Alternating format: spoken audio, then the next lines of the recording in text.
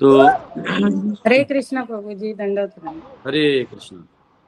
आइए हम सब प्रार्थना करते हैं और श्रीमद् भागवतम का अध्ययन करते हैं। आज हम बिजनौर शहर में हैं। बिजनौर, ये यहाँ से गंगा जी धरती पे जो आती हैं तो पहला जो शहर लगता है उनको वो है बिजनौर। हरिद्वार से जब निकलती हैं वहाँ पहाड़ियों से, हिमालयों से, उसके आगे पहले बिजनौर। हरि यहाँ हमारा बोल। बहुत अच्छा प्रोग्राम हुआ कल। करीबन 400-500 लोग आए थे, सब प्रतिष्ठित लोग। प्रभु जी लिंक नहीं आया आपका। जो कहाँ का लिंक भैया? हाँ नहीं, वो लाइव ही नहीं कर पाया मैं। वो इतना गार्डन वार्डन पहना दिया कि मेरे को समझ नहीं रहा था कि मैं करूँ क्या। तो मैंने, और एक बार स्टेज पे चढ़ गए तो काम नहीं कर सकते, इसलिए वो नहीं किया। तो एक बार करना। तो आइए हम सब प्रार्थना करते हैं और भागवत में प्रवेश करते हैं। ओम नमो भगवते वासुदेवाय। ओम नमो भगवते वासुदेवाय। ओम नमो भगवते वासुदेवाय। नारायणं नमस्कृत्य नरं चैव नरोत्तमं देवीं सरस्वतीं व्यासं ततो जयमुदीरयेत्। नष्टप्रायेषु भद्रेषु नित्यं भागवत सेवया भगवती उत्तम श्लोके भक्तिर्भवति नैष्ठिकी। कृष्णाय वासुदेवाय देवकी नंदनाय च नंदगोपकुमाराय गोविंदाय नमो नमः। हरे कृष्णा कृष्णा कृष्णा हरे हरे, हरे राम राम राम हरे हरे। ओम अज्ञानतिमिरन्धस्य ज्ञानाञ्जनशलाकया चक्षुरुन्मीलितं येन तस्मै श्रीगुरुवे नमः। नमामि विष्णुपदाय कृष्णप्रेष्ठाय भूतले श्रीमते भक्तिवेदांत स्वामिनिति नामिने। नमस्ते सरस्वती देवे गौरवाणी प्रचारणे निर्विशेष शून्यादि पाश्चात्य स्थारणे। जय श्री कृष्ण चैतन्य प्रभु नित्यानंद श्री अद्वैत गदाधर शिवासदि गौर भक्त वृंद। हरे कृष्णा कृष्णा कृष्णा हरे हरे, हरे राम राम राम हरे हरे। हरे कृष्णा। तो आज हम लोग तृतीय स्कंद के छठे अध्याय में प्रवेश कर रहे हैं। देवता लोग जो इसके सृष्टि के अंदर आए, उस सृष्टि को चलाने का, जो कौन से देवता हैं जो क्रिएशन में ही पहले आए थे और जिनको अंदर अभी कंट्रोल मिलने वाला है, और इनके कंट्रोल के माध्यम से जीवों को वो कंट्रोल मिलने वाला है। तो ये सब जो लोग हैं, इनके बारे में हमने, इनकी क्या प्रार्थनाएं हैं, कैसे ये भी भगवान के शरणागत हैं, इसके बारे में हमने चर्चा की है। और मैत्रेय मुनि ने विदुर जी को यही बात समझाई कि ये अब ये वो कह रहे हैं कि प्रभु कहाँ, मतलब सब जीव तो बिना आपके भटक रहे हैं और बिना आपके कनेक्शन के ये इस दुनिया में अलग अलग कार्य कर रहे हैं, लेकिन असली तो इन्होंने आपका काम करना चाहिए और हम आपके हैं प्रभु। आप कृपया करके हमें अपने कृपा के पात्र समझ के हम पे ध्यान रखिएगा। तो बात ये है कि ये वो देवता भी नहीं जिनके पीछे अंदर में, ब्रह्मांड के अंदर, ये वो हैं जो महत के अंदर से इधर आए, महत में प्रवेश किए हैं भगवान के इच्छा से। वो भी ये प्रार्थना कर रहे हैं। सोचो, यहाँ इसलिए पाषंडी कहा जाता है ना, जो ढोंगी व्यक्ति है, जो साधारण इधर उधर के देवता को ही भगवान मान बैठता है। तो इधर उधर के देवताओं को देवता कहा जाता है क्योंकि वो हमारे कुछ कुछ चीजों के दैवत हैं, लेकिन ईश्वर का स्थान उन्हें नहीं दिया जाता क्योंकि उनको सारा कंट्रोल नहीं मिलता। तो भगवान महाविष्णु जो है वो इन देवताओं के माध्यम से नीचे और ब्रह्मांड के अंदर देवता बनाएंगे। ठीक है, तो आइए हम लोग उस, अब विश्व रूप की चर्चा होगी। विराट रूप जो 14 प्लैनेटरी सिस्टम्स है उसका बात हो गया। अब विश्व रूप जो ये अंदर में सारे वो बनेगा, यूनिवर्सल फॉर्म, उसका चर्चा होगा। आइए, तो स्कंद तीसरा, अध्याय छठा, श्लोक पहला। ऋषि उवाच इति तासां स्वशक्तीनां सतीनाम् असमेत्य सह प्रसुप्तलोकतन्त्राणां निशाम्य गतिमीश्वरः। The Rishi Maitreya said, the Lord thus heard about the suspension of the progressive creative functions of the universe due to the non-combination of his potencies, such as the Mahat Tattva. Maitreya ऋषि ने कहा, इस तरह भगवान ने महत तत्व जैसी अपनी शक्तियों के संयोग न होने के कारण विश्व के प्रगतिशील सृजनात्मक कार्यकलापों में के निलंबन के विषय में सुना। तो यहाँ पे तात्पर्य है, वो कह रहे हैं there is nothing wanting in the creation of the Lord, all the potencies are there in dormant state, but unless they are combined by the will of the Lord nothing can progress. The suspended progressive work of creation can only be revived by the direction of the Lord. तो basically यहाँ ये कहा गया कि सब कुछ अंदर में था, मतलब हर चीज की शक्ति उसमें थी, लेकिन जब तक भगवान इच्छा नहीं करेंगे वो जुड़ेगा नहीं। बात समझिए, यानी जैसे अभी प्रभु जी ने बोला था ना, महत्त्व जो है वो है, लेकिन जो क्रिएशन के लिए एक, जैसे अभी हमारा टीवी है, तो टीवी में क्या है, अब तो एलईडी आ गया है, इलेक्ट्रॉनिक हो गया है। पहले कैथोड रे ट्यूब होता था, तो वो घूमता था, उससे टीवी दिखाई देता था, वो बूस्टर से वो आता था, कैच करता था, उसमें दिखाई देता था।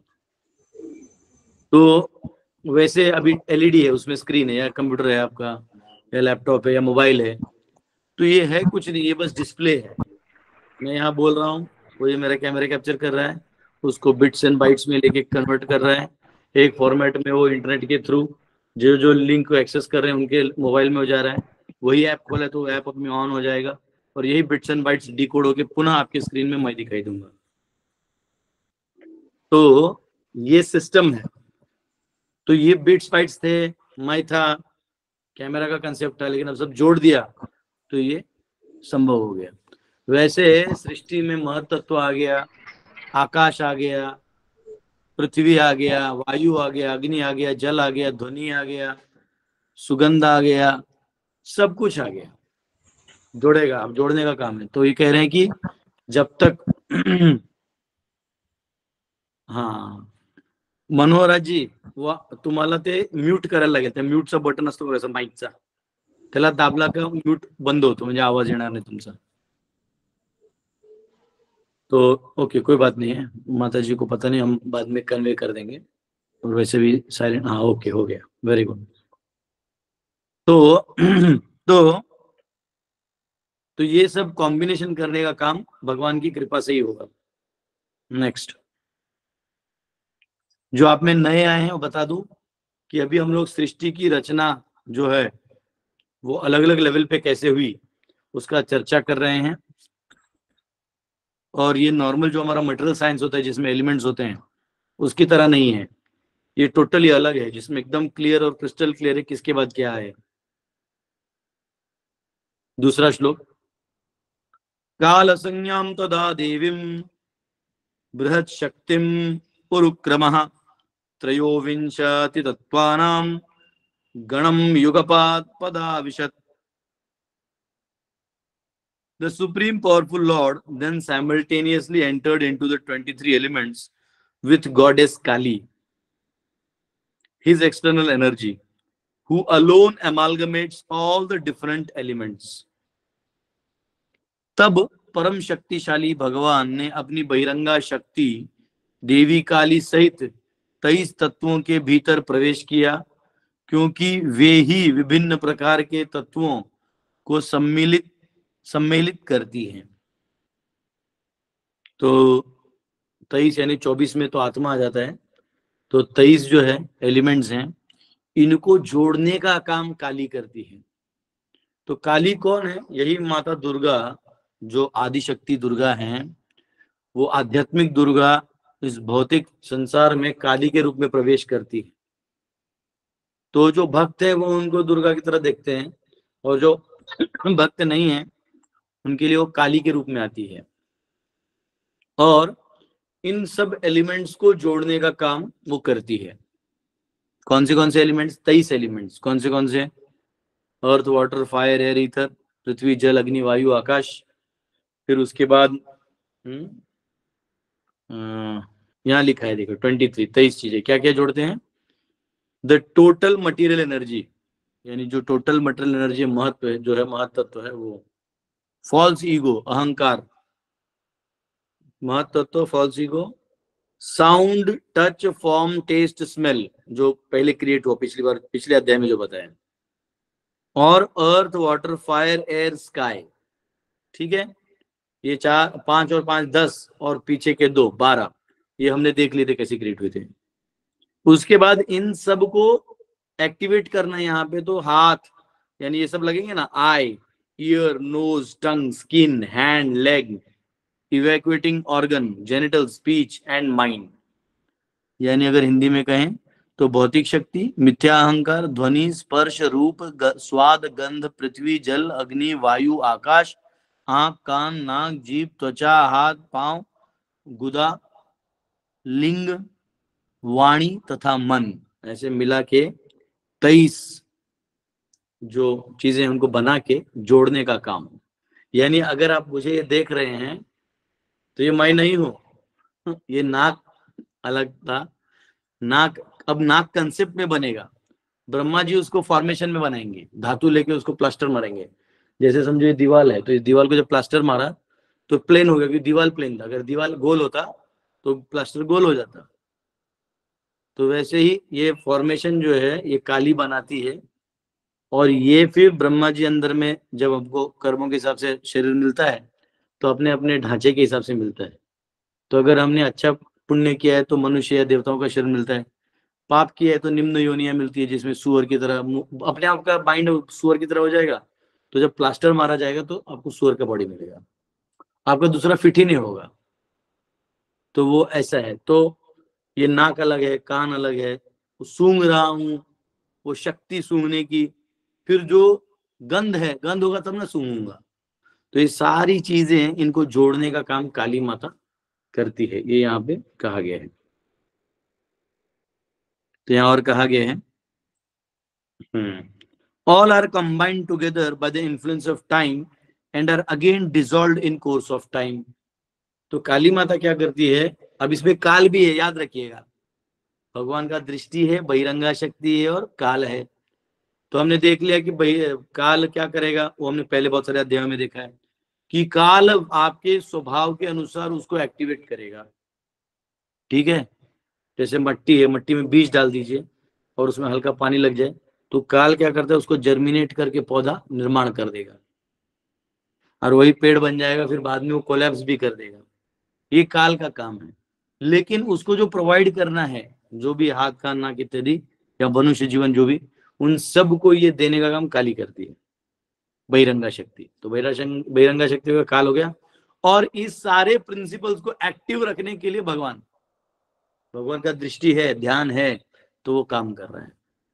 जैसे घर पे नौकर होते हैं, मालिक ऐसा करते हैं, मतलब पानी लेके आओ अतिथियों के लिए, तो जब ग्लांस करते तो एक्टिविटी हो जाता है। तो ये काल शक्ति और काली माता यानी दुर्गा माता जो काली के रूप में, बहिरंगा के रूप में आती है, वो ये काम करती है। Time therefore is the energy of the Lord and acts in her own way by direction of the Lord. The energy is called Kali. This energy is called Kali. तो ये जो काल के साथ काम करते हैं उसको काली बोलते हैं। यानी काल एंड काल के साथ एक्टिविटी करने वाली Kali, simple. Time and misses time, ऐसा कह सकते हैं। This energy is called Kali and is represented by the dark destructive goddess generally worshipped by persons influenced by mode of darkness or ignorance in the material existence। तो ये काली जो है, ये आपको इस संसार में बहुत कुछ जोड़ के दे सकती है, इसलिए लोग काली की उपासना करते हैं। In the Vedic hymn, this process is described as मूल प्रकृतिर अविकृतिर महादध्यः प्रकृति विकृतयः सप्त षोडशक्तु विकारो न प्रकृतिर्न विकृति पुरुषः। The energy which acts as material nature in a combination of 23 ingredients is not the final source of creation. The Lord enters into every element and applies his energy called Kali। तो सिर्फ जो ऐसे सृष्टि बन गया था पहले, वैसा नहीं होता। भगवान काली के माध्यम से सभी को जोड़ते हैं। In the other Vedic scriptures, the same principle is accepted. ब्रह्म संहिता में कहा गया है, हे कोप्यसौ रचयितुं जगदंड कोटि कोटि यच्चक्तिरस्ति गदंड चयाय दन्तः अंडांतरस्थ परमाणु चयांतरस्थम गोविंदमादि पुरुषम तमहम भजामि। I worship the primeval lord, मैं गोविंद को भजता हूं, who is original personality of godhead, जो आदि पुरुष है। By his partial plenary expansion, Mahavishnu, उनके जो विस्तार है महाविष्णु पहला भगवान का, ही एंटर्स इनटू मटेरियल नेचर, वो प्रकृति में आते हैं। And then each and every universe as Garbhodakashayi Vishnu, और फिर हर ब्रह्मांड में गर्भदक्षाय विष्णु के रूप में भी जाते हैं। And then as Kshirodakashayi Vishnu into all elements, फिर हर एलिमेंट में वो शिरोदक्षाय विष्णु की तरह जाते हैं। Into all elements including every atom of matter, her atom में जाते हैं भगवान। Such manifestation of cosmic creation are innumerable both in universes and in the individual atoms. तो इसलिए ये साइंटिस्ट जितना अंदर जाते हैं, मतलब माइक्रो लेवल से लेके मैक्रो लेवल तक, छोटे से छोटे में जाते, तो एटम के अंदर भी जब माइक्रोस्कोप को रिजोल्यूशन बढ़ाते रहते हैं, कुछ दिखते रहते कि अरे अब ये एटम एंड मॉलिक्यूल भी नहीं, अंदर में स्ट्रिंग्स हैं, उसके अंदर ही ये रैंडमनेस है, उस रैंडमनेस को कैलकुलेट करो। इनका जिंदगी इसी में चले जाता है, और देखते हैं हमको लगता है ऐसे नहीं है, अंदर में भी ब्रह्मांड है, अंदर एक एटम में ही इतना ब्रह्मांड है। हमारे अंदर ब्रेन के अंदर एक ब्रह्मांड है, यही सॉफ्टवेयर कोई बना नहीं पाया आज तक। आपका सेल लेके क्लोन तो कर देंगे, आपको नहीं बना सकते। और ऊपर से ये महाब्रह्मांड है, इसमें विराट रूप है, फिर उसके ऊपर वो भी भगवान से, कितना कॉम्प्लिकेटेड है। कॉम्प्लिकेटेड नहीं, जिसको भाव प्रेम नहीं है उसके लिए कॉम्प्लिकेटेड है, भाव प्रेम है तो खुश हो जाएगी कि मैं उन्हीं का हूं, ये सब मेरे बाप का है। तो यहाँ पे ये सृष्टि अंडांड पिंडांड कहते हैं कि जो बाहर है वही अंदर है, समझना बड़ा मुश्किल है। तो इससे हम इतना समझ सकते हैं कि भगवान कितने महान है। उनके आपको उदाहरण बताता हूँ कैसे समझना है अनंत को। आप कभी ज्वेलरी शॉप में गए हैं? ज्वेलरी शॉप में जाइए, यही दे दो वाला, एक मिनट देना।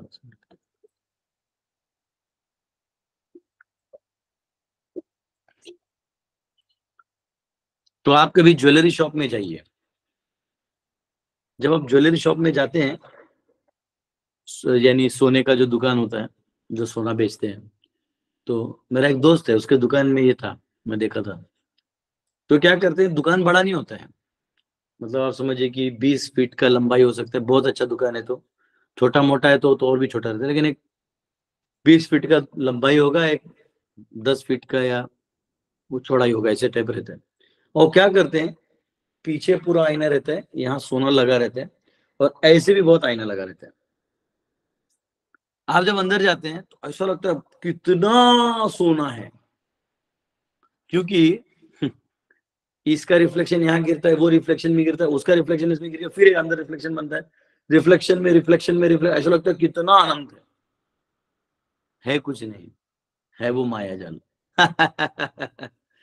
जैसे भगवान क्या करते हैं, इस प्रकृति को लेके ऐसा बना दे कि अंदर में भी है, बाहर भी है, इधर भी है, आदमी का सर चकरा जाता है कुछ नहीं।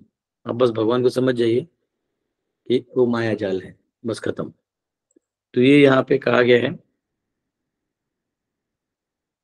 तो उसी प्रकार यहाँ कहा गया है 10वें अध्याय के 42वें श्लोक में भी इसी विभूति के बारे में बताते हैं। अथवा बहुनैतेन किं ज्ञातेन तवार्जुन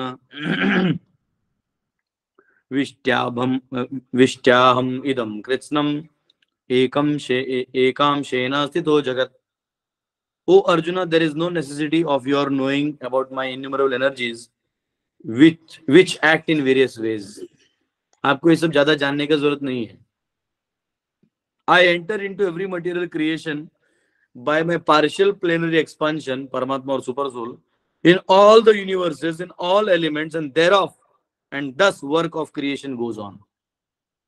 ये काम तब चलेगा अपने हमने जब मैं प्रवेश करूंगा, मेरे बिना। अब ये शरीर भी जो चल रहा है, आपको क्या लगता है आत्मा चला रही है? यहाँ परमात्मा बैठे हैं, वो इसको चला रहे हैं। आपको दे दिया कि भाई तू जैसे चलाना दे चला ले, मैं हूं। तो जब परमात्मा को लगता है अब इसका यहाँ टाइम खत्म हो गया है, परमात्मा छोड़ देते हैं कार्य करवाना। शरीर आप कितना भी चाहे दवाई लगा दीजिए, पंप कर लीजिए, चंदन भस्म लगा लीजिए, अपना टाइम आएगा, निकल जाना है। तो परमात्मा एक्टिवेट करते हैं और डीएक्टिवेट करते हैं। हालांकि हम नए लोगों को सोल सोल बोलते हैं कि it is all because of the soul. तो आगे जब पीएचडी करेगा तो पता चलेगा सोल भी कुछ नहीं करता, वो बेचारा सिर्फ भोगता है। जैसे मंडक उपनिषद में कहा गया है कि एक पेड़ पे दो पंछी होते हैं, एक फल खा रहा होता है और एक देख रहा होता है कि कब मेरी तरफ पलटेगा तो हम लोग अगला उड़ेंगे। लेकिन अभी भी वो पेड़ पे ही बैठा है, ये फल खाएंगे तो वो चखेंगे। तो वैसे परमात्मा वेट करते हैं कब तू पलटेगा और मैं तुझे भक्ति का मार्ग बता के मैं निकालूंगा। लेकिन हम है कि यही फल खाने में लगे हैं। तो भगवान बोलते कोई बात नहीं, तू मेरा है, तू जितना देर खाना चाहे खा ले, क्योंकि फल भी मैं ही दे रहा हूँ, उसका मिठास भी मैं ही हूँ। तो एक तरह से तो मुझे ही वर्शिप कर रहा है इनडायरेक्टली। हम जब इस संसार में किसी ब्यूटी को देखना चाहते हैं तो ब्यूटी भगवान से आती है, तो ब्यूटी उसकी है ही नहीं। हम धनवान को रिस्पेक्ट करते हैं तो धनवान सबसे बड़े भगवान है, वो नहीं, उनको नहीं मानते हैं, तो इस संसार में जो धनवान है उसको सम्मान देते हैं। कोई बहुत पावरफुल है तो हम एक्चुअली किसी पावरफुल को सम्मान देते हैं। सबसे पावरफुल तो भगवान है, लेकिन उनको मिलते नहीं, तो इस दुनिया के पावरफुल लोगों को हम सम्मान देते हैं। तो ये हम भ्रम में है, हम भ्रम में है। भगवान हर कण कण में विराजमान है और भगवान ही परमात्मा है। जैसे अब भगवान वैकुंठ में है तो वहां वैकुंठ में भगवान मेन पर्सन है। फिर जब ये क्रिएशन आता है तो क्रिएशन अपने आप में कहाँ कुछ करता है। प्रधान से महत्व भी तब बनता है जब भगवान ग्लांस करते हैं, दृष्टिपात करते हैं, तब बनता है। तो अब महाविष्णु बन गए परमात्मा उसके महत्त्व के। अब उसके अंदर ब्रह्मांड बन गया तो उसके अंदर उस ब्रह्मांड को कौन चलाएगा, तो उसके परमात्मा गर्भदक्षा विष्णु है। अब कण कण में, एटम्स में, एलिमेंट्स में जा जाके उसमें एक्टिविटी करवाना है, तो यही बन जाते हैं शिरोदक्षाय विष्णु, जो हर कण कण में समाहित है, वो एक्टिविटी कर देते हैं, वो उसके परमात्मा बन जाते हैं। और ब्रह्मा जी के भी परमात्मा शिरोदक्षाय विष्णु बन जाते हैं, जो हिरण्यगर्भ फॉर्म है। हमें धीर प्रशांत प्रभु ने पढ़ाया था, वो टोटलिटी ऑफ ऑल जीवास, सभी जीव एक साथ जब आते हैं वो भगवान का ही फॉर्म माना जाता है। लेकिन वो ब्रह्मा जी का सूक्ष्म शरीर, ब्रह्मा जी समझते हैं कि मेरा सूक्ष्म शरीर है, इसलिए उनके पॉइंट ऑफ व्यू से वो उनका बॉडी हो गया, और क्रिएशन के पॉइंट ऑफ व्यू से वो गर्भोदक्षा विष्णु का हिरण्य गर्भ फॉर्म है।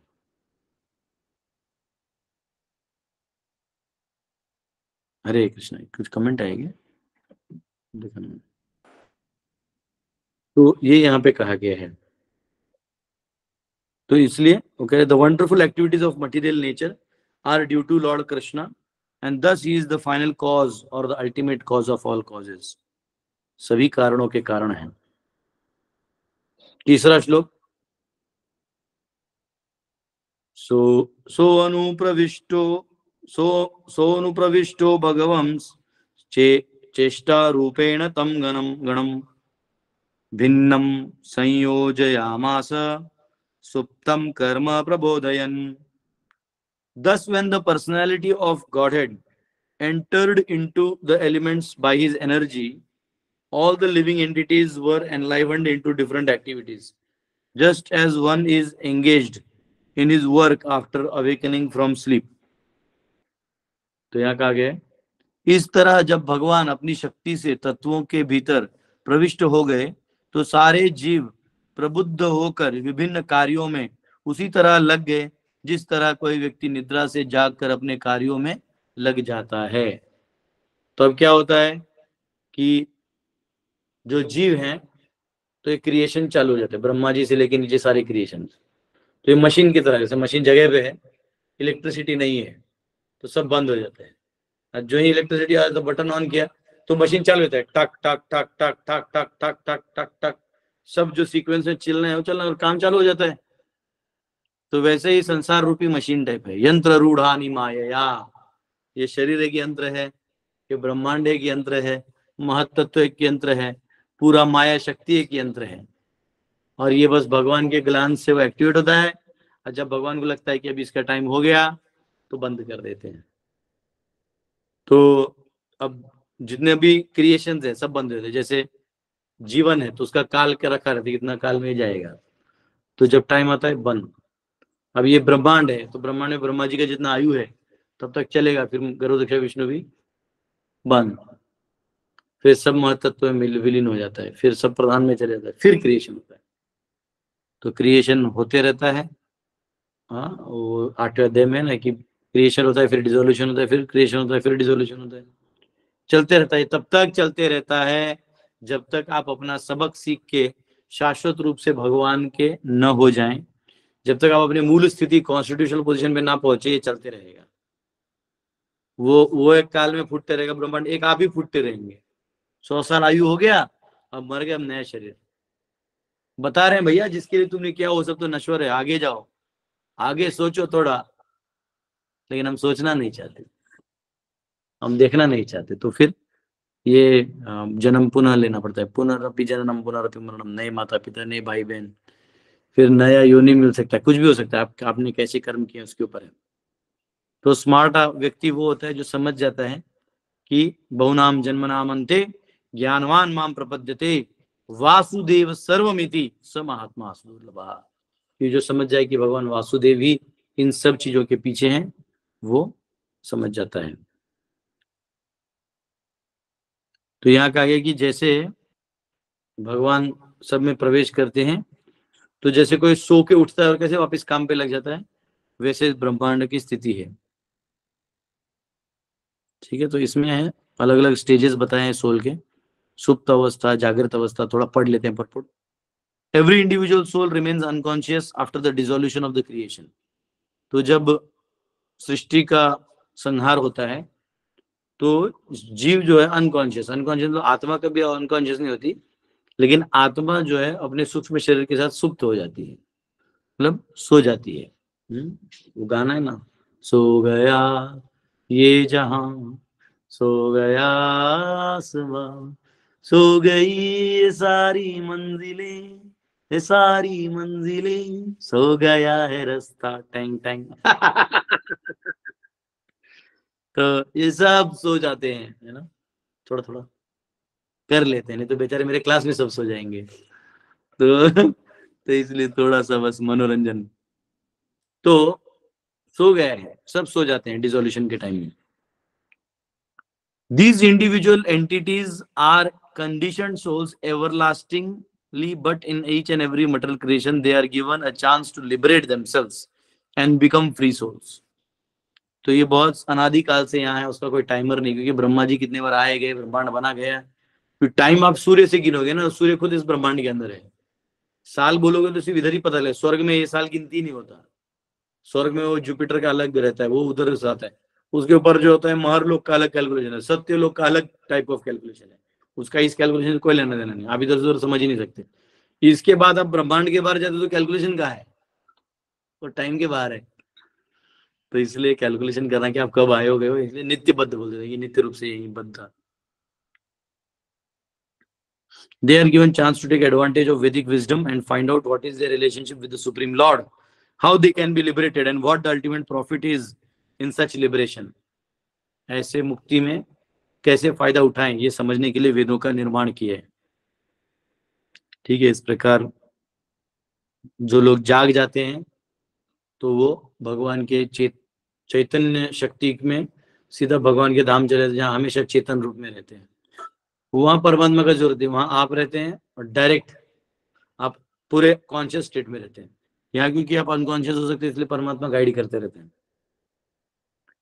This unseen guidance is described as fate. यहाँ पे कुछ लिखा है, एक लाइन और पढ़ते हैं पीछे। After the dissolution of particular body the individual soul forgets everything.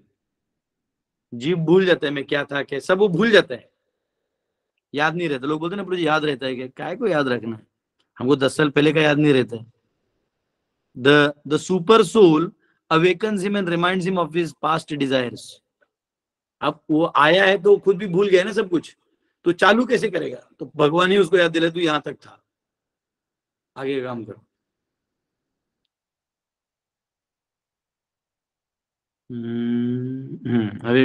And thus he begins to act according to his next life. This unseen guidance is described as fate. भगवान ही गाइड करते हैं, उस unseen power को बोलते हैं fate, जिसको हम बोलते हैं ना अरे प्रारब्ध है, वो भगवान ही है। वो आपको घुसा घुसा के डाल देते हैं, आपका जहां तक था जो आपने उनको छोड़ दिया है ना, तो जितना है उतने में वो गाइड करके छोड़ देते हैं। चलो And sensible man can understand that this continues his material bondage in 3 modes of nature. और इस प्रकार से 3 गुणों से वो बंधा हुआ है. The unconscious sleeping stage of living entity just after partial or total dissolution of the creation is wrongly accepted as final stage of life. कुछ लोग बोलते हैं कि नहीं अंतिम है, ब्रह्मांड फट जाएगा तो फिर बाद में. नहीं, it is accepted like this by less intelligent philosophers. जो कम बुद्धि वाले वो ऐसे सोचते हैं. After the dissolution, the partial material body, a living entity remains unconscious for only a few months. And after the total dissolution of material creation, he remains unconscious for many millions of years. ठीक है. तो ये जो भौतिक शरीर है ये मरने के बाद वो कुछ समय के लिए अनकॉन्शियस रहते हैं. इनफैक्ट जीव भी ऐसे नहीं कि लेके जाते हिसाब के साथ, लेकिन अनकॉन्शियस रहते हैं, उसका कंट्रोल में कुछ नहीं रहता. वैसे ही ये सृष्टि में जब ब्रह्मांड पूरा डिसॉल्व होता है तो फिर मिलियंस ऑफ ईयर्स के लिए वो, अनेक लाखों करोड़ों साल के लिए वो अनकॉन्शियस रहता है. But when the creation is again revived, लेकिन जब वापस सृष्टि का निर्माण होता है, he is awaken to his work by the Lord, और फिर वो अपने कार्यों को भगवान उसको जागृत कर देते हैं. The living entity is eternal, जो जीव है वो शाश्वत है. And the wakeful state of his consciousness manifested by activities is his natural condition of life. तो कार्य करना वो जीव का स्वभाव है. He can not stop acting while awake. ऐसा नहीं कि वो रोक सकता अपने आप को, जब वो जागृत है वो कार्य करते ही रहेगा. And thus he acts according to his diverse desires, और इसलिए अपने अपने अनेक इच्छाओं के हिसाब से काम करता है.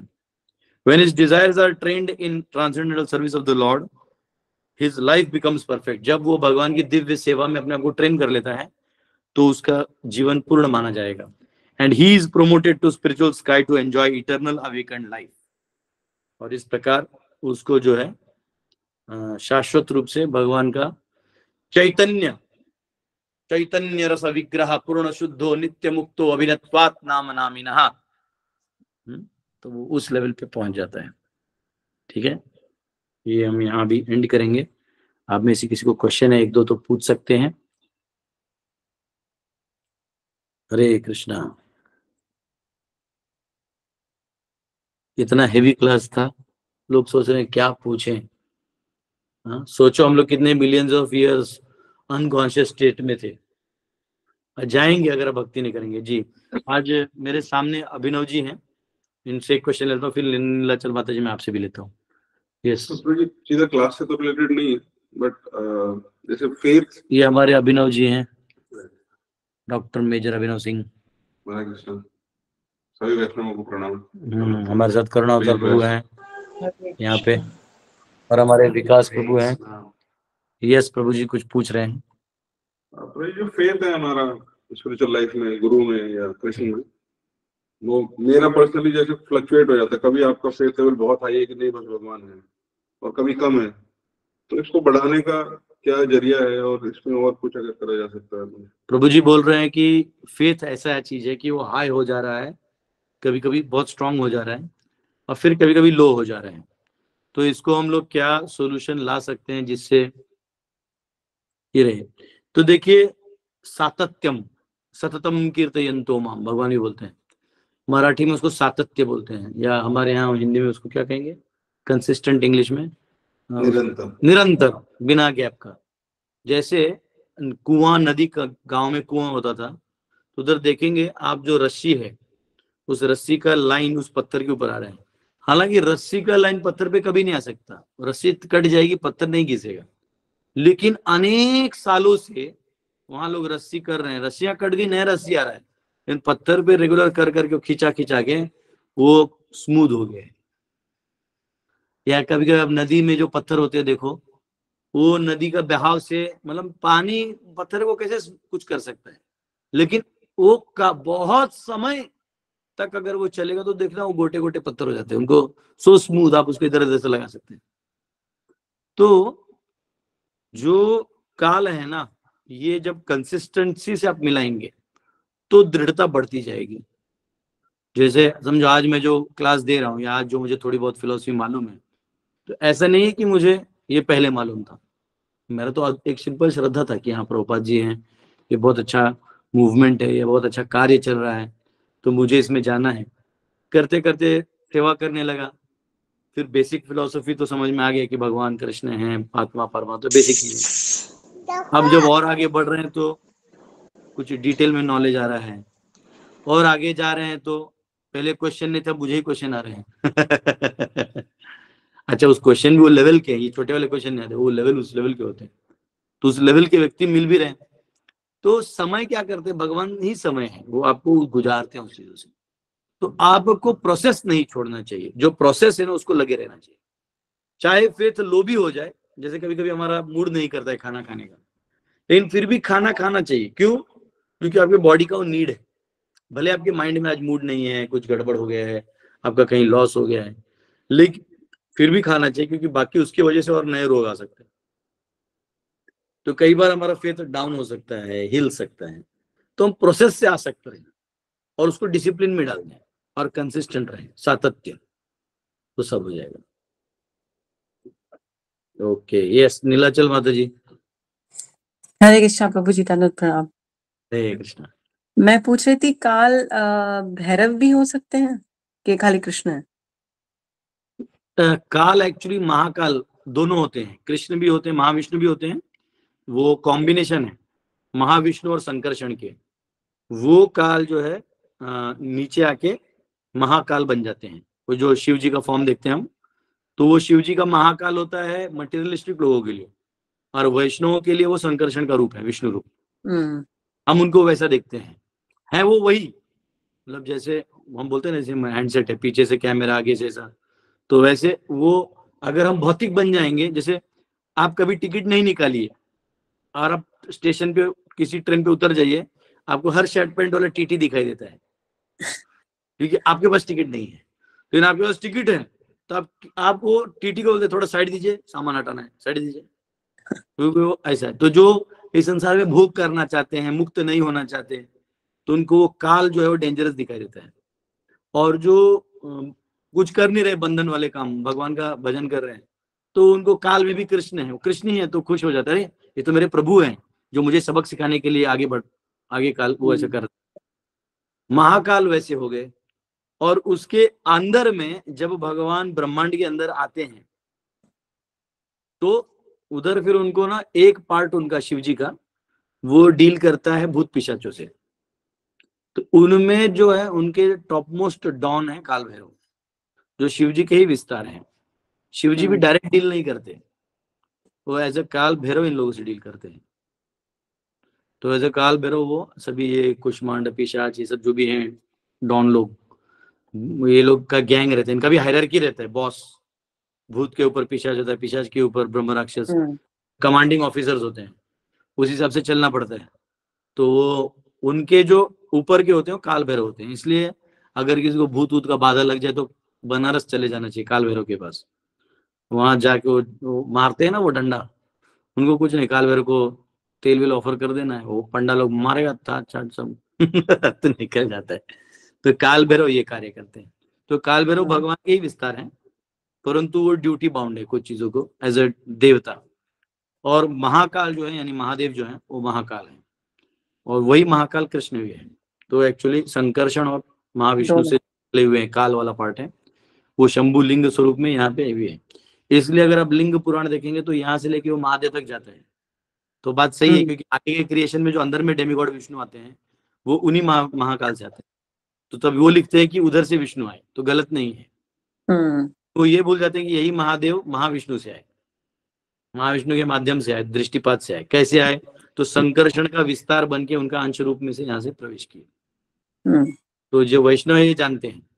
तो इसलिए शास्त्र कहीं गलत नहीं है, हमारी सोच विचार कहाँ तक जाती है उधर तक हम सत्य को लेके बैठते हैं, समझते हैं, ऐसा। ठीक है, थैंक यू प्रभु जी।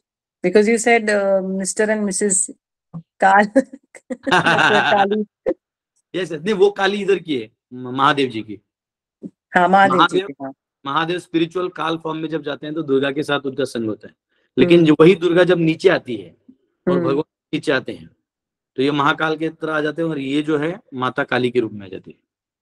और फिर यहाँ पे जो कॉम्बिनेशन एलिमेंट्स का काम, वो जैसे हम लोग कंस्ट्रक्शन में क्या होता है उसको, कंपनी में सप्लाई चेन बोलते हैं ना, क्या बोलते हैं उसको, यूनिट जो एक एक करके, जैसे अभी बॉक्स बनता है, फिर बिस्किट बनता है, उसमें बिस्किट जाता है, फिर पैकिंग होता है, फिर चेन को क्या बोलते हैं? हाँ, जैसे कंपनीज में होता है ना, एक एक के पीछे एक, कन्वेयर। हाँ कन्वेयर बेल्ट जो काम चलते रहते हैं वो ऐसा।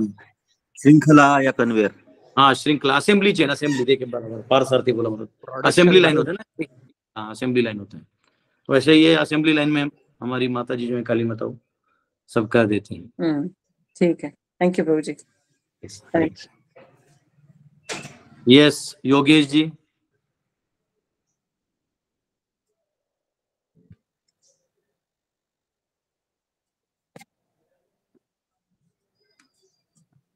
योगेश जी का आवाज नहीं आ रहा है। हाँ हाँ प्रभु, हरे कृष्णा। वो जवाब देने के लिए हाथ ऊपर किया था हरे क्या? कृष्णा प्रभु। हाँ हाँ प्रभु, नहीं नहीं नहीं, ऐसे नहीं, थोड़ा कनेक्शन लूज है ना इधर, तो इशू है। अभी ओके, आवाज आ रही है प्रभु? आ रहा है, आ रहा है, आ रहा है। हाँ, ये ऋत्विकवाद का थोड़ा सा 5 मिनट या 2-3 मिनट में प्लीज समझा दीजिए। ऋत्विकवाद क्या है एक्चुअली? बहुत बहुत बार समझाया मैंने, वो क्या है, ठीक है फिर भी समझा देता हूँ। ऋत्विक क्या है, लोग कंट्रोवर्सी को पकड़ते रहते हैं। देखिए ऋत्विक क्या है, बहुत सिंपल है। अब जैसे, अब मैं गुरुकुल, उदाहरण में अपने पे लेता हूँ, समझो मैं गुरुकुल चला रहा हूँ और आप बोलते हैं प्रभु जी मेरे घर पे आके प्रभु जी ने यज्ञ करना है, हमको ये करना है, तो आप चाहते हैं कि मैं आऊं, लेकिन मैं तो मनुष्य हूं ना भाई, एक टाइम में मैं सब जगह विस्तार तो कर नहीं सकता। तो फिर मैं अगर कहीं, आज मेरा यहाँ प्रोग्राम है समझो बिजनौर में, तो मैं क्या बोलूंगा, प्रभु जी मैं करुणा अवतार को भेजता हूँ, वो मेरे बिहाफ में सब कर देगा, वो एज इक्विवेलेंट टू मी, मैं ही समझो। तो आपने क्या करना है कि चलो प्रभु जी आ गए, यज्ञ कर दिए, जो आपने मुझे दक्षिणा देना है या कुछ हेल्प सेवा देना है वो आपने उनको दे दिया, वो मेरे तक पहुंच जाएगा। तो अब वो एक्चुअली मैंने ही किया क्योंकि मेरे बिहाफ में वो हुआ। जैसे गया में अभी पिंडदान हो रहा है, तो पिंडदान में क्या होता है, सबको अधिकार नहीं होता पिंडदान करने का, वो ब्राह्मणों में भी अधिकार नहीं होता। वो अगर करना चाहे तो जो अधिकार ब्राह्मणों को है उनके अंडर करना होगा सीख के। तो उसमें क्या है कि मेन ब्राह्मण है उसका रेट बहुत हाई होता है, उसको पाना है तो मतलब बड़ा दक्षिणा लाना पड़ता है। तो वो अपने असिस्टेंट को भेज देते कि जाइए इनका करा दीजिए। तो वो क्योंकि इसके अंडर में कर रहा है तो वो हो गया, फिर वो स्वीकार हो जाएगा। लेकिन वो उसको ऑथराइज नहीं करेगा तो वो होगा नहीं।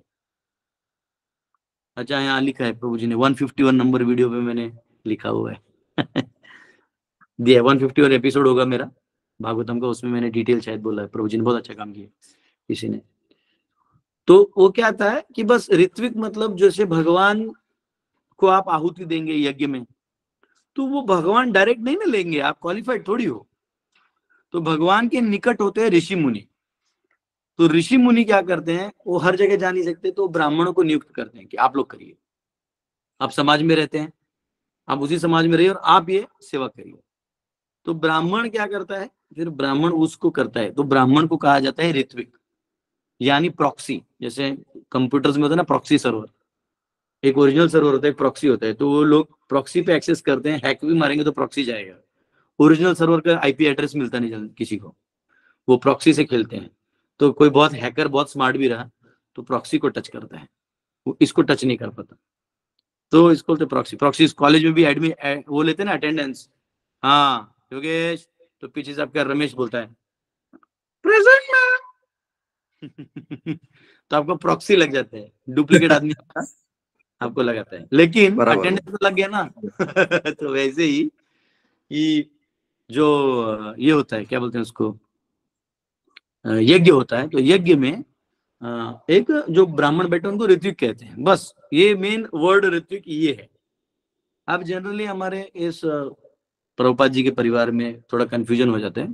कंफ्यूजन ये है कि ऋत्विक कौन है। तो जनरली ऐसा कहना है कुछ लोगों का कि प्रभुपाद जी पेपर में लिख के गए कि मैं ही गुरु रहूंगा, मेरे बाद कोई नहीं रहेगा। हालांकि मैंने भागवतम में आपके सामने पढ़ा है, सेकंड कैंटो के आखिरी कुछ 2-3 चैप्टर्स में वो क्लियर लिखा था कि प्रभुपाद बोलते हैं कि आफ्टर द गुरु डिपार्चर्स, तो गुरु के बाद जो चेले हैं वो गुरु बनेंगे, उसके बाद वो गुरु बनेंगे। ये मैं गलती से कॉपी करना भूल गया, मैं 10 बार उस लेक्चर में बोल दिया था, मैं उसको वापिस खोजूंगा। वो अच्छा मेरे को अभी भी याद है इस परपोर्ट किधर है, मैंने एक ऋतिक को भी पढ़ा के दिखा है, वो चुप बैठ गया है। तो ऋतिक मतलब जो अपने आप को ऋतिक बोलते हैं, ऋतिक। तो अब क्या होता है, जो परिवार का पंडित होता है उसको पुरोहित बोलते हैं। तो पुरोहित को कर्म लगता है, जो ब्राह्मण होता है उसको नहीं लगता है। पुरोहित है अगर वो किसी घर का, मतलब पुरोहित का मतलब है जो ब्राह्मण ठेका ले लेते हैं कि भाई तुम्हारा सब हम करेंगे, तो वो कुछ भी करेगा तो पुरोहित को पूछ के करेगा, तो उसका सारा कर्म भी इसको लेना पड़ता है पुरोहित को। इसलिए इसलिए जब भगवान इंद्र को बृहस्पति नाराज हो गए थे और ब्रह्मा जी के पास जाके बोले कि मुझे मैं क्या करूं, तो बोले जाओ तुम्हें गुरु बनाना होगा, बिना गुरु के युद्ध नहीं कर पाओगे। तो 21 साल का एक ब्रह्मचारी है विश्वरूप नाम का नीचे धरातल पे, उसको गुरु बना लो। इंद्र कितने 36,000 साल जीने वाला इंद्र, वो 21 साल के ब्रह्मचारी को जाके प्रणाम करता है। तो इन वहां विश्वरूप खुद बोलते हैं कि सुनो, मैं तुम्हारा पुरोहित नहीं बनूंगा, मैं यज्ञ का वो बन जाऊंगा, ये वो, लेकिन मैं पुरोहित नहीं बना, पुरोहित के कर्म लगते हैं, तो इसलिए पुरोहित अलग होता है। तो अब ये क्या है, जैसे प्रभुपाद जी के केस में आते हैं, तो प्रभुपाद जी सब जगह जा नहीं सकते, प्रभुपाद जी कृपा रूप में सब जगह हैं, लेकिन कुछ भी है तो अगर दीक्षा देना है या कोई काम करना है तो फिजिकली ना प्रेजेंट होना पड़ेगा। अभी आजकल मैं प्रीचिंग कर रहा हूँ, मैं समझ रहा हूँ मुझे एट ए टाइम कहाँ कहाँ जाना पड़ता है, जहां मतलब अचानक से चीफ सेक्रेटरी ने बुला लिया रूरल डेवलपमेंट, अब क्या करिएगा, इतने बड़े गवर्नमेंट ऑफिसर को आप ना कैसे बोलिएगा, आप इतना बड़ा काम कर रहे हो स्टेट में। तो मैं गया सब छोड़ के, मैं सबको बोला महाराष्ट्र जा रहा हूँ, फिर इधर से इधर आ गया फिर अब यहाँ आया हूँ, तो यहाँ दिल्ली आया तो कुछ लोग बोल रहे प्रभु जी आप कितने सालों बाद आए हैं, आपको मिलना है। फिर यहाँ पटा गया, फिर उधर से फोन आया कि प्रभु जी राजभवन में गवर्नर ने अंदर बुलाया है बच्चों को, 50 बच्चों को। अब राजभवन में ऐसे एंट्री नहीं होते, मेरे बच्चे वहां जाके कीर्तन करेंगे तो फिर मुझे तो जाना ही पड़ेगा। तो ऐसा अब ये सब चीज अब जहां मैं बिल्कुल ही नहीं जा पाऊंगा, टाइम या मेरे फिजिबिलिटी के बाहर है, तो हमें बोल देता हूँ कि ये प्रभु जी वहाँ क्लास दे देंगे, आप चिंता नहीं करिए, बहुत अच्छा बोलते हैं, तो ऐसा होता है। तो वो क्या है, वैसे प्रभुपाद जी देखिए कि वहां नहीं जा सकता, तो उन्होंने क्या बोला कि 11 लोगों को उन्होंने ऋत्विक डिक्लेयर किया। ऋत्विक मतलब जो ऑन बिहाफ ऑफ प्रभुपाद वो दीक्षा देंगे जब प्रभुपाद यहाँ पे हैं, तो उन्होंने दीक्षा दिया तो ऋत्विक कहलाए। अब उन 11 लोगों में से सिर्फ एक ही बचे हैं, 10 के 10 या तो भक्ति छोड़ दी या इस संसार को निकल गए, समय के कालाधीन हो गए, तो उसमें एक ही बचे हैं। लेकिन अब क्या है कि जब प्रभुपाद चले गए तो वो अंडर, मेरे को लगता है, मैं उस समय में था नहीं है, मैं तो जितना मैं इतना ही समझता हूँ कि परंपरा है, हर गुरु, वो एक अलग चीज है कि हर कोई प्रभुपाद की तरह पावरफुल नहीं होगा। जैसे गौड़िया मठ में आज भी भक्तिनाथ ठाकुर के पास जो डिसाइपल है वो गुरु हैं, उनके पास जो है वो गुरु हैं। तो गुरु बनना भी खाने का काम नहीं है, कोई ऐसा नहीं कि डंडा ले लिया आपने दीक्षा देना चालू कर दिया, ना वैसा नहीं। गुरु एक जिम्मेदारी है, जैसे किसी का फादर बनना है तो उस बच्चे का देख रेख संभाल आपको करना है, वैसे गुरु भी बनना है तो उस जीव का गति भगवान तक कैसे जाए इसके पीछे हाथ धो के लगा रहना गुरु का काम है। ये नहीं कि दे दिया अब मेरे इतने डिसाइपल्स हैं और मैं महान हूं क्योंकि मेरे इतने डिसाइपल्स हैं, ऐसा कुछ नहीं। तो और दूसरा क्या था कि ये मूवमेंट क्योंकि अमेरिका में चला था, तो अमेरिकन लोग इंडिया को, तभी अमेरिका में वो चल रहा था कि हमको सब जगह स्पाइस भेजने हैं, तो रशिया को भी स्पाइस भेजने थे, अमेरिका को भी स्पाइस भेजने, ये लोग स्पाई पे काम करते हैं। अब भारत ने भी वो डेवलप कर लिया, लेकिन भारत में स्पाई का जरूरत ही नहीं है। हमारे यहाँ तो कोई आ भी गए तो उसको आंख से पहचान लेते लोग, ये हरामी है, इसको भगाओ यहाँ से। तो वो वहां पे क्या स्पाइस लगता है, ये क्या कर रहा है नहीं कर रहा। हमारे यहाँ ऐसे नाम पूछ लेते हैं, बेटा नाम क्या है तेरा, अब बाप का नाम क्या है, अच्छा वो फलाने का बेटा है तुम, वो समझ जाएगी चोरवा घर से है, इस संतों के घर से है, अच्छा वहां से हो, महाराष्ट्र में जाता हूँ ना कोई बोले कुटले इधर से, अच्छा अच्छा कोकणातला, वो समझ है कोंकण का है, ये इसको ये पसंद है, इसको ये है, ये खत्म कहानी, तुम्हारा कुंडली पुंडली सब क्लियर तो ये तो वेस्ट में है। तो वेस्टर्स में क्या किया, शायद जितना मैं जानता हूँ, इन्होंने कुछ कुछ एजेंट्स को भी घुसा दिया इस मूवमेंट में। वो जानते थे कि इंडिया के में एक्सेस मिलेगा, तो इंडियंस अलर्ट हो गए कि भाई यहाँ पे एक्सेस है। तो कई बार कुछ लोग भक्त नहीं थे, लेकिन वो प्रभुपाद जी के जाने के बाद, क्योंकि प्रभुपाद जी 11-12 साल ही प्रचार किए, फिर शरीर छोड़ दिए, तो फिर वो कुछ लोगों ने प्रभुपाद को का कंट्रोल ले लिया ऊपर से। प्रभुपाद जब थे भी तो एक बार रथ यात्रा में चारों सन्यासी रथ पे बैठकर प्रभुपाद जी को नीचे खड़ा कर दिया था। प्रभुपाद जी कॉमन मैन में चल रहे थे, तो प्रभुपाद जी समझ गए कि ये लोग का या तो बुद्धि भ्रष्ट है या तो ये लोग किसी और दिशा में काम कर रहे हैं। तो प्रभुपाद जी ने सीधा बोला कि आज के बाद जो भी होगा, कुछ भी करो, नीचे लिखना होगा फाउंडर आचार्य एसी भक्तिवेदांत स्वामी प्रभुपाद, इस्कॉन फाउंडर आचार्य लिखना पड़ेगा। उसके तो पहले ऐसा वाला लोगो था, तो उसमें लिखता थे। तो हमारे यहाँ भी गुरुकुल में एक बार एक व्यक्ति कुछ दिनों के लिए आया, वो थोड़ा थोड़ा डिंगा डूंगा हाँक दिया ऑनलाइन, उसने लोगों को लगा कि वही स्टार्ट किया है और फ्रॉड करने लगा। तो उसके बाद मैंने भी बोल दिया कि भले मैं वो वाला नहीं हूँ, पर गुरुकुल का लिख देना तो लिखो, फाउंडर दासगढ़ दास लिख दो, कोई दिक्कत नहीं, मुझे उसका घमंड नहीं है, उसको जला के खत्म कर दो। लेकिन क्या है, पेपर पे लिखना जरूरी है, क्योंकि वो नहीं तो लोगों में मिसकम्युनिकेशन होना चालू हो जाता है। कुछ लोगों ने प्रभुपाद को भगवान डिक्लेयर कर दिया ताकि भगवान के मोड में रहेंगे और हम मैनेजमेंट करेंगे। प्रभुपाद बोला I am servant of servant, मैं कोई भगवान नहीं हूँ, सीधा बोल दिया। तो कभी कभी क्या होता है कि लोग हाईजैक कर लेते हैं। प्रभुपाद को बहुत चैलेंजेस आए। आप लोग तो बस गुरु पूजा में जाते हो ना, प्रभुपाद को जानते नहीं हो ठीक से। प्रभुपाद का गुरु पूजा देख लेते हो, श्री गुरु चरण पद्मा प्रभुपाद, ये वाला साइकोलॉजिकल है, सेंटिमेंटल। प्रभुपाद ने क्या क्या संघर्ष किया है, ये जो उस फील्ड में उतरेगा वो जानता है। प्रभुपाद ने सब कैसे कैसे पॉलिटिशियन सबको हैंडल किया है, तभी ये CIA और KGB कितना तकलीफ दिए प्रभुपाद को। प्रभुपाद बोलते थे दिल किल में, वो मुझे मार देंगे। वो कौन, जिनको प्रभुपाद एक्सपोज कर रहे थे, जिनको आज आप इल्यूमिनेटी बोल के खोजते हो कुछ कुछ प्रभुपाद के मूवमेंट में भी घुस गए थे, हैं भी अभी, जीने दो, फाड़ दूंगा। जो जो वर्णाश्रम के खिलाफ हैं वो इल्यूमिनेटी है, बस एक लाइन याद रखना, अब उसके आगे नहीं बोलना है मुझे। तो उसमें क्या हुआ कि प्रभुपाद फिर वर्णाश्रम चाहते भी थे, और फिर प्रभुपाद तभी ऋत्विक बनाए थे।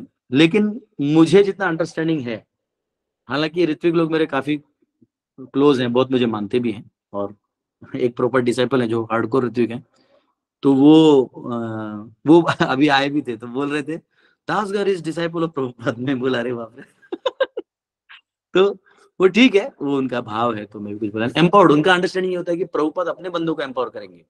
तो उनका बात सही है, क्योंकि कुछ कुछ एजेंट लोगों ने मिसबिहेव किया और गुरु का रोल अच्छे से प्ले नहीं किया, तो एक नेगेटिव इम्पैक्ट गया, उसकी वजह से ये आइडियोलॉजी को स्पेस मिला। लेकिन ये आइडियोलॉजी का कोई स्थान है नहीं वैसे, क्योंकि ये तब किया जाएगा जब गुरु जी हैं सामने। गुरु का शरणागत लो, भगवान बोलते हैं जाओ उस तत्ववेत्ता को खोजो और उसका शरण लो, यानी वो बंदा उधर है। हम 4.34 में बोलते हैं ना, क्या बोलते हैं, तद विद्धि प्रणिपाते ना परिप्रश्न न सेवया। अगर प्रश्न किससे करोगे, अगर वो व्यक्ति सिर्फ ग्रंथों में है तो ग्रंथ में है तो शिक्षा प्रदान हो जाएगा, प्रश्न कहाँ करोगे, प्रश्न के लिए तो व्यक्ति चाहिए ना।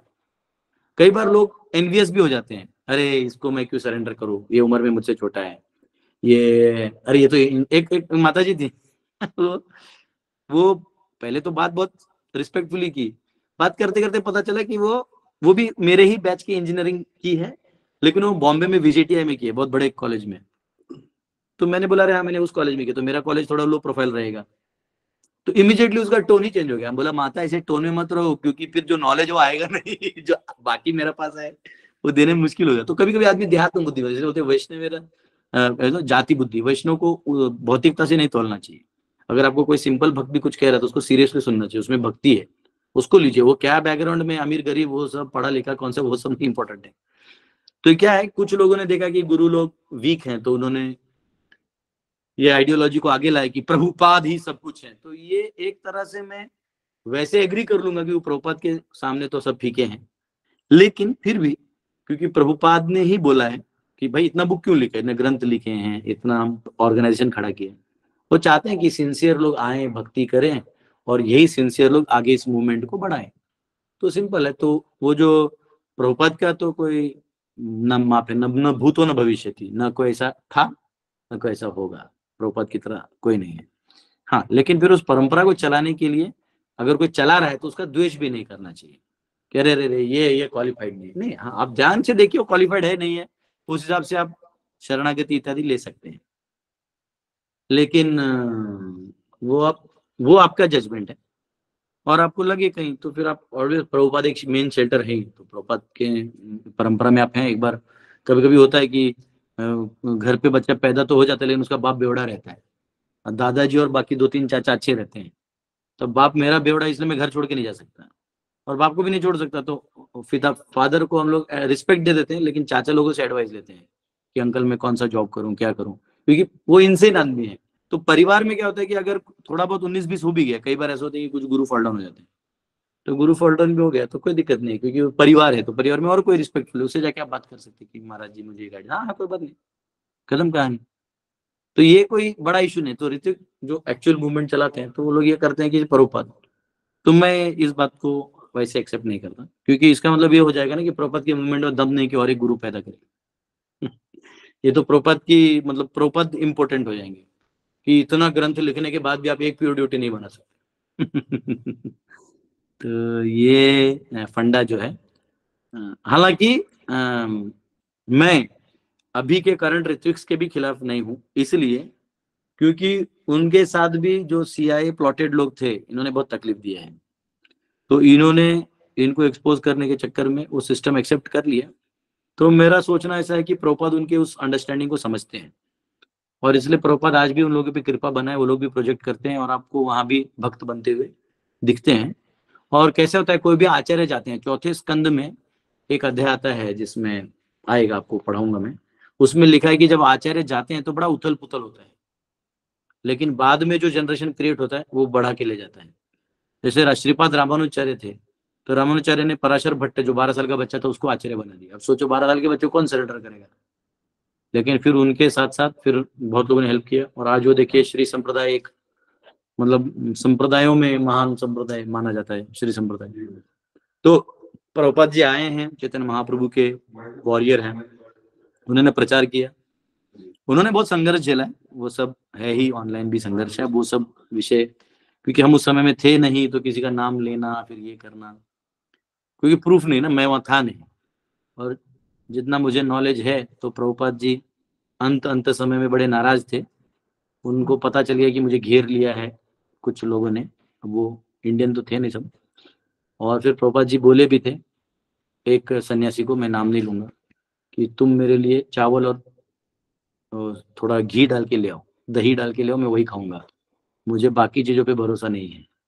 तो वो समा वो सन्यासी बाकी सेवा तो कर पाते थे, लेकिन उनको खाना बनाना नहीं आता था। लेकिन प्रभुपाद जी ने बोला, इसलिए उन्होंने कुछ कुछ किया, थोड़ा कच्चा चावल रह गया तो उनको प्रभुपाद के बचे हुए सर्वेंट्स ने भगा दिया। इनको ये पता नहीं था कि प्रभुपाद तकलीफ में है, समझ में नहीं। प्रभुपाद वो चावल खा गए थे, कच्चा चावल भी खा गए थे, बोले क्योंकि इसने बनाया है, विश्वास पात्र व्यक्ति ने बनाया।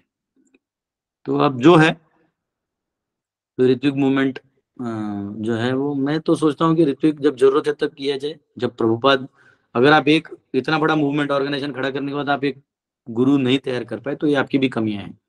आप उस पर भी विचार करें कि एक शुद्ध भक्त आप नहीं क्रिएट हुए, इसका मतलब आप कमर्शियल मूवमेंट में हैं, और कमर्शियल मूवमेंट में आप नहीं बना पाइएगा तो आप उस ऋत्विक फिलॉसफी को लेके ही चलिएगा।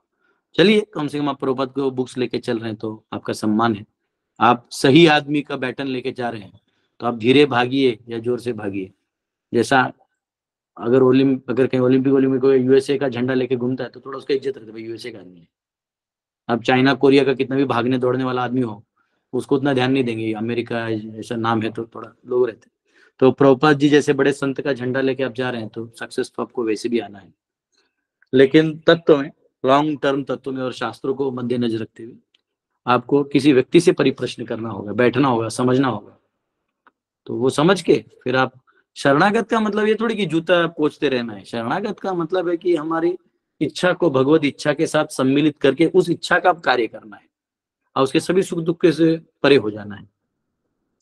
तो ये है, 5 मिनट से ज्यादा हो गया, आपको फाइन लगाना पड़ेगा।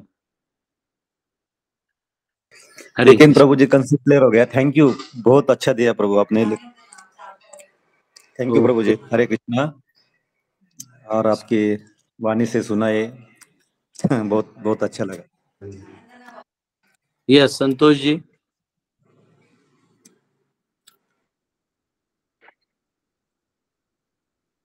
संतोष जी ने हाथ ऊपर किया है, म्यूट है लेकिन, ओके। उसके बाद प्रतिभा माता जी। कृष्ण प्रभु जी, गुड मॉर्निंग प्रभु जी। हाँ, प्रतिभा माता जी 1 मिनट रुक जाइएगा, संतोष जी अभी आए हैं, बोलिए संतोष जी। हम लोग अभी बात कर रहे थे जैसे कॉम्बिनेशन का, तो दत्तात्रेय जो है वो भी महाविष्णु के कॉम्बिनेशन में आते हैं। दत्तात्रेय जो है भगवान विष्णु, शिरोरक्षा विष्णु जो होते हैं श्वेतद्वीप में रहते हैं, ब्रह्मलोक के पास, कभी कभी मेरू के पास, वो उनका बदलते रहते हैं, क्षीर सागर में रहते हैं। तो यहाँ के जो देवता प्रार्थना करते हैं वो इधर जाता है, इधर से वो आते हैं, महाविष्णु के अंश नहीं, वो शिरोरक्षा विष्णु के अंश माने जाएंगे, क्योंकि ब्रह्मा, विष्णु एंड महेश, इनका जो GOD इस ब्रह्मांड में जो विस्तार करते हैं ब्रह्मा जी, शिव जी होते ही हैं और यहाँ से ये विष्णु, ये तीनों कॉम्बो में आते हैं। तो उनका combination of Dattatreya. Yes. Okay okay, thank you. Pratibha माता जी। हरे कृष्ण प्रभु जी। प्रभु जी, जिस दिन आपका प्रवचन नहीं होता है उस दिन भागवतम हम लोग सोचते हैं कि दूसरे जगह से सुन ले, जरूरी है, लेकिन कुछ घुसता नहीं है माथे में, भारी हो जाता है। कारण नहीं, देखिए क्या है, भागवतम को दो तरीके से सुनना होता है। एक होता है सार, कुछ नहीं तो कोई भी कथाकार हो कहीं भी हो तो भक्ति का बात तो बोलेंगे ही, अगर वो उस परंपरा में है तो। ऐसे जो नॉर्मल कथाकार है जो मेकअप करके तो बात अलग है, लेकिन एक होता है जो भागवत को बताते हैं तो उसमें भक्ति तो अपने आप आएगी, क्योंकि भागवत के हर चौथे पांचवें श्लोक में भक्ति है, वर्ड ही है, तो वर्ड को बाईपास कर ही नहीं सकते। तो भागवत तो अपनी जगह है। और दूसरा है, अगर कभी कभी जो कथाकार होते हैं तो वो फ्लो में नहीं बोलते, तो उनका रहता है कि कुछ स्टोरी ले आओ, दो तीन भेलपुरी टाइप होता है, दो तीन स्टोरी ले आते हैं, फिर कहीं की कथा कर देंगे, दो अनुभव, फिर कुछ ऐसा करके वो अपना 1 घंटा निकाल लेते हैं। फिर संगीत में कौन सा ही सुनते हैं, लेकिन मतलब भारी इतना होता है कि 5 मिनट बाद बोलता है अब समझ में नहीं आ रहा है। चलिए, तो हमारे जैसे न्यू टीचर से सुनते रहिए, उसमें क्या है। जब तक सुन सकते समझ रहे हैं समझ लीजिए। हम लोग का क्या कमी है जो हमको समझ में नहीं आता है? कुछ तो कमी है मेरे में। ऐसा कुछ नहीं है, कभी कभी एनालिटिकल पार्ट होता है कुछ कुछ, या तो सामने वाला ढंग का चीज बोल नहीं रहा है तो आपके ओरिएंटेशन में जा नहीं रहा है, या तो कभी कभी क्या होता है ना, नॉर्मल चीज होती है उसको समझाने का तरीका होता है, लेकिन कुछ लोग वो समझा नहीं पाते तो वो उसको और कॉम्प्लिकेट कर देते हैं ताकि वो अपनी वो बना के रखें कि मैं महान हूँ, आपको नहीं समझा। समझाने वाला तो आपको बहुत होता है, बहुत कॉम्प्लिकेटेड होता है, तो लगता है कि ये किसके लिए है, मेरे लिए है, किसी और के लिए है। नहीं, इतना नहीं सोचना है, जो समझ में आए तो आए, नहीं तो सिंपल में हरि नाम करते रहिए। भगवान अंदर से रिवील करते हैं सब कुछ भक्तों को। तेषाम एवानुकंपार्थम अहम अज्ञानजं तमः नाशयामि आत्मभावस्थो ज्ञान दीपेन भास्वता। भगवान अंदर से सब आपको दे देंगे। हरे कृष्ण। यस, हरे कृष्णा। यस, दिनेश जी। हरे कृष्ण प्रभु जी। यस प्रभु जी, एक मेरा सवाल है कि मैंने एक चीज फेस कर रहा हूँ अपने दोस्तों के बीच और समाज के बीच भी। एक गृहस्थ जीवन में एक ट्रेंड सा चला हुआ है, हम दो और हमारे दो बच्चों को लेकर, तो उस पर आप क्या बोलेंगे और शास्त्र क्या कहता है प्रभु? थोड़ा 2 मिनट इस पे क्लियर करें। हम दो हमारे 10 होने चाहिए। प्रभुपाद ने कल भी प्रभु बट प्रभु लोग कहता है कि तो अगर 2 से 3 हो रहा है तो यहाँ पे लोग हो रहा है पढ़े लिखे जैसे ना, वो बेवकूफ टाइप का। मेरे पास भेज दो ना, 8 मेरे पास भेज दो, तो 2 तुम रख लो। बोला 8 मैंने गुरुजी को दान करने के लिए जन्म दिए और 2 मेरे पास हैं। मैं पढ़ा लिखा हूँ, गुरुजी अनपढ़ है, बोल देना। प्रभु ऐसा धारणा क्यों है? थोड़ा सा क्लियर करते हैं इस पे, आखिर ऐसा क्यों समाज हमारा सोच रहा है? ऐसा है, देखिए इसके लिए आपको राजनीति समझना होगा, इसका धर्म से कोई लेना देना नहीं है। जैसे डेमोक्रेसी जो है ना, इसमें बैंकिंग सिस्टम बना, बैंकिंग सिस्टम से गुलाम बने लोग, तो गुलाम बने तो गुलामों को आप ज्यादा तादाद में रखिएगा तो दिक्कत होगा। तो गुलाम क्या छीन लेता है, गुलाम थोड़ा साइकोलॉजिकली गरीब मेंटेलिटी का होता है और हमेशा द्वेषी होता है। तो गुलाम क्या करता है, गुलाम को ये लोग अनादिकाल से है, जो रूलिंग होता है वो गुलामों को तो कंट्रोल में रखता है, या तो वो, तो इनका जो हमारा वर्णाश्रम है उसमें क्या है कि आप अपना उपजाइए खाइए, और इतना जमीन है, सब खेती करते थे, तो और 10 बच्चे भी हैं तो खेत में सेटल हो जाते थे। लेकिन अब क्या है कि अब वो वैसा है नहीं, सबको बैठा के सरकार खिलाना चाहती है, सरकार आपको बाप बनना चाहती है फ्री में। तो वो डिसाइड करती है कि तुम किससे शादी करोगे, तुम कैसे रहोगे, पति पत्नी में कैसे तुमको डिवोर्स दिलवा देंगे, तो वो अब हर चीज में कंट्रोल में घुस रही है। लेकिन वो फोड़ दूंगा मैं, वो जस्ट थोड़ा दिन और समझो खत्म हो गया, कोई लेना। अब मुस्लिम लोग 10-10 बच्चे रखते हैं, ध्यान से देखो, वो ठीक है, वो साइकिल पंक्चर निकालते, कोई कुछ करता है, पर खाना तो खा ही रहा है ना। और दूसरा बात, आप कह रहे हैं कि महंगाई है, क्या महंगाई है? आप सिंपल जमीन लो ना, आप इसलिए तो प्रॉब्लम है, आप भी फ्लैट में रहना चाहते हो, जमीन लो, जमीन में आराम से खा पी के, नदी में, मुझे पता है नदी पैसे लेता है, नदी में आपके 10 बच्चे नहा सकते हैं। आप घर लेंगे फ्लैट में, नल का पानी तो टंकी खत्म हो जाएगा। आपको स्कूल में भेजने कौन बोल रहा है? आप गुरुकुल भेज दीजिए, वो पढ़ लेगा जो भी है फ्री में। ऐसे भी सरकारी स्कूल फ्री पढ़ाता है, पढ़ाई का पैसा नहीं लग रहा है। आपको सब स्टैंडर्ड चाहिए तो फिर वो आपको वही तो चाहता है कि आप स्टैंडर्ड में आओ और मैं आपको फंसा के रखूं। बात समझ में है? अब जैसे मेरे को अभी एक गेस्ट रूम दिया है कि भक्तों ने यहाँ, अब हम भक्त यहाँ रुके, इसमें कम से कम मैं मेरे गुरुकुल के 50 बच्चे रख दूंगा। लेकिन अब देखो ये रूम खाली पड़ा है, मेरे जैसे कभी कभी कोई आता होगा तो ये रूम भरता होगा। हाँ, इधर फूल भी है, वो प्लास्टिक का है, बताओ क्या करेगा? यही पकाओ फूल देख देख के किसको खुशी मिलती होगी? मेरे यहाँ कम से कम मेरे बर्थडे को लोगों ने जंगली पत्ते वत्ते लाके फूल दिए, वो ओरिजिनल दिए थे। तो ये सब अभी आप लोग आर्टिफिशियल जाल में फंसे हुए हैं। तो तब तक ये सब, वो कल 2 बोलेंगे, फिर 1 बोलेंगे, फिर बोलेंगे नहीं अब तो 4 बच्चा ही पैदा मत करो। इनको जो आइडियोलॉजी लाना है मीडिया के थ्रू ये लोगों के दिमाग में भर देते हैं और लोग उसी की तरह चलते हैं। तो अब ऐसे लोगों से क्या बात करना है? चलिए आगे का पूछिए। Thank you Prabhu. Hare Krishna. Yes, Priyanka माता जी।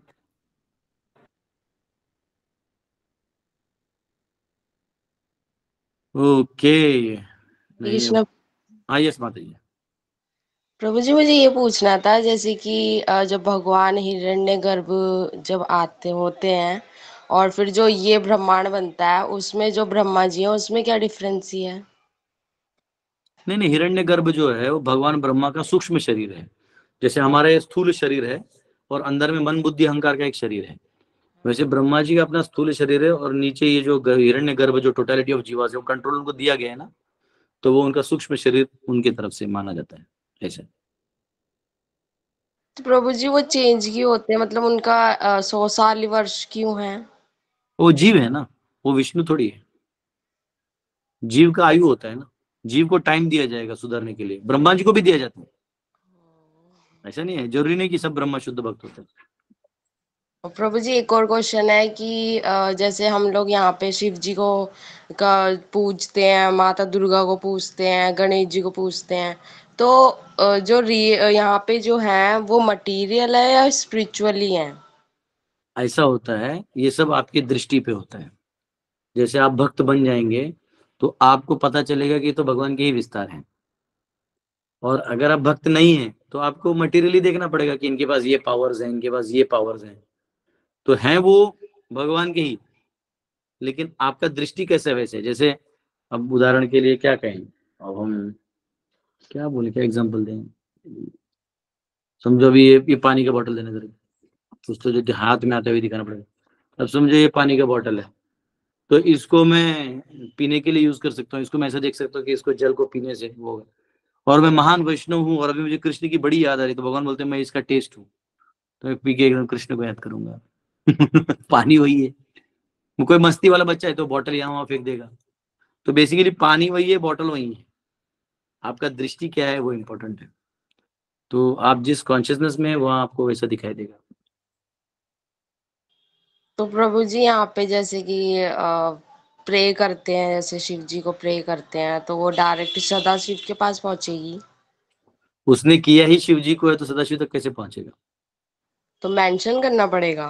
मेंशन क्यों करना पड़ेगा? आपको उतना लेवल होगा पहुंच जाएगा। जैसे उदाहरण के लिए 2 इंटेलिजेंस ऑफिसर जब एक दूसरे को मिलते हैं ना, तो वो ये नहीं बोलते अरे आप उस यूनिट से हो ना, आप उधर गुप्तचर हो ना, ऐसे नहीं बोलते।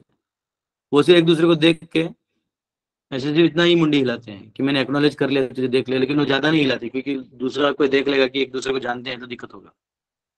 ये वो लोग बहुत कम बोलते हैं। अब आपको क्या लगता है अमित शाह और मोदी रात भर बात करते होंगे ना? अमित शाह ने किसको जेल में डाल दिया तो मोदी अंदर से हंसता होगा, क्या ये चाल चल रहा है, कि उनको पता है या केजरीवाल या उनका आदमी है या राहुल गांधी उनका राइट हैंड है, तो ये लोग कुछ करते हैं तो राजनीति में उनको मालूम होता है क्या किया है। तो क्योंकि वो उतने लेवल के होते हैं, जैसे अभी जिसको राजनीति मालूम है उसको पता चलता है कि देश में अगर ये बात हुई तो अगले 2 दिन में युद्ध होगा, वो जान जाएगा, लेकिन कॉमन मैन नहीं जाने, उसको उतना अकल ही नहीं है।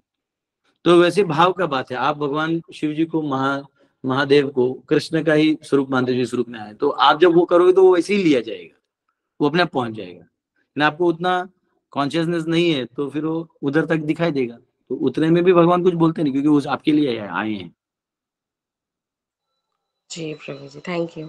हरे कृष्णा। हाँ, लेकिन शास्त्रों में एक स्टेटमेंट है, वो कहते हैं आकाशात पतितम तोयम सागरम अधिगच्छति सर्वदेव नमस्कारम वासुदेवम अधिगच्छति, कि अगर जैसे सागर का बूंद आके लास्ट में, मतलब बारिश का बूंद आके सागर में गिरता है अंत में, वैसे सभी देवता को आप नमस्कार भी करते हैं तो आके लास्ट में कृष्ण के पास पहुंच जाता है। तो वो एक अलग कंसेप्ट है, वो है कि मतलब ultimately he is the source, लेकिन हमारी तरफ से जो प्रेयर है वो तब पहुंचेगा जब हम उस एंगल से करेंगे। ठीक है जी प्रभु जी, थैंक यू। ओके, आज सबके क्वेश्चंस हो गए हैं, तो आइए कल मिलते हैं। कल धीर प्रशांत प्रभु से बात हुआ, हाँ धीर प्रशांत प्रभु से बात हुआ, तो वो पीपीटी शायद कल शेयर कर रहे हैं, आज भी वो बचा हुआ कुछ शेयर करेंगे और कल वो आएंगे, ऐसा अंडरस्टैंडिंग है। मैं आज शाम में उनसे वापस बात करूंगा और वो आएंगे तो वो कॉस्मोलॉजी जो बचा हुआ है पढ़ाएंगे, है ना। और उसके बाद फिर हम हमारे यहाँ से कंटिन्यू भी कर देंगे, और अगर कल वो नहीं आए तो हम हमारे आगे के 2-3 और वर्सेस लेके क्रिएशन को समझते रहेंगे। ठीक है, आप में से बहुत लोग उनके क्लास में भी गए थे, आपको अच्छा लगा और वो बहुत अच्छे से फिलॉसफी समझा रहे हैं। ठीक है, बहुत बहुत धन्यवाद आप सबका। हरे कृष्णा, कल मिलते हैं। प्रभुपाद की हरे कृष्णा प्रभु जी, हरे कृष्णा प्रभु जी, हरे कृष्णा प्रभु जी, प्रभु जी प्रणाम। हरे कृष्णा प्रभु जी, दंडवत प्रणाम।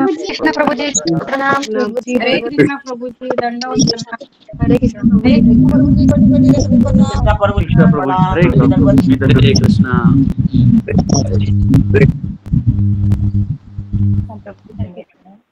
हरे कृष्ण प्रभु जी, दंडवत प्रणाम। हरि बोल। हरे कृष्णा प्रभु जी, दंडवत प्रणाम। जय श्रीला प्रभु, जय श्रीला प्रभुपाद।